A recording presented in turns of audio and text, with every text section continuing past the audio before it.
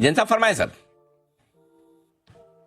आज जो सेक्टर ज्यादा चर्चा में नहीं है उस सेक्टर से स्टॉक लाए हूं और वो है sugar sector. Sugar sector in fact वैसे तो ठीक ठाक ही कर रहा है और इथेनॉल की स्टोरी और ये सब चलती रहती है। जब भी क्रूड थोड़ा नीचे रहता है तो ये भी थोड़े सबड्यूड रहते हैं और इथेनॉल मिक्सिंग को लेकर और सरकार जो रीस्ट्रक्चरिंग एक तरीके से शुगर इंडस्ट्री में एक तरीके से हुआ है सरकार की इनिशिएटिव्स की वजह से, तो ये सारे स्टॉक्स अच्छा कर रहे हैं। और उसमें से Dalmia Bharat sugar and industries, ये एक स्टॉक बहुत बढ़िया लगता है मुझे क्योंकि एक तो strongest, one of the strongest sugar companies है। ग्रोथ भी ले लीजिए, पास में गजब की ग्रोथ दी है और आउट परफॉर्मिंग स्टॉक भी, और उससे भी बड़ी strong promoter background, that is one of the best thing कि शुगर स्टॉक्स में पास्ट में balance sheet was an issue, but यहाँ पे सारी चीजें बहुत बढ़िया लगती है मुझे। तो एक बार मैं पहले टारगेट दे दूं, इस स्टॉक को मैंने एक बार बहुत साल पहले मतलब 26 अगस्त 2021 में जिक्र किया था इसके बारे में और जेम्स में रिकमेंड किया था। उसके बाद आज ही कर रहे हैं और अभी ये 499 के हाईज बनाने के बाद उसके आसपास ही चल रहा है। तो 590 का टारगेट इस स्टॉक में मैं पहले देना चाहूंगा, 570 590 का target.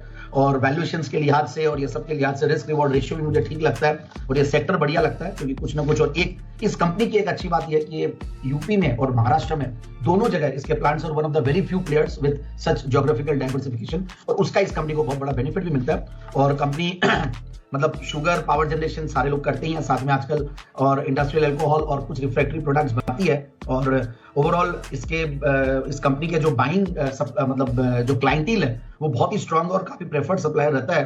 Pepsi, Coke, Walmart, DMart और ये सारी कंपनियों में इनफैक्ट इनका माल जाता है। और अब मैं ओवरऑल एक देख रहा था, इन्होंने इथेनॉल के ऊपर काफी फोकस किया और वहां से काफी अच्छा कंट्रीब्यूशन भी आने वाले सालों में भी आएगा। और दूसरी बात यह है कि फंडामेंटल्स भी सस्ते हैं, बहुत महंगे नहीं, हालांकि सिक्लिकल इंडस्ट्री है और कमोडिटी ओरिएंटेड इंडस्ट्री है, तो P multiple as compare to आजकल जो हर स्टॉक 25-30 के नीचे वाले स्टॉक तो अब दिखते ही बहुत कम है और 25-30 अब आजकल सस्ता पी मल्टीपल लगने लग गया।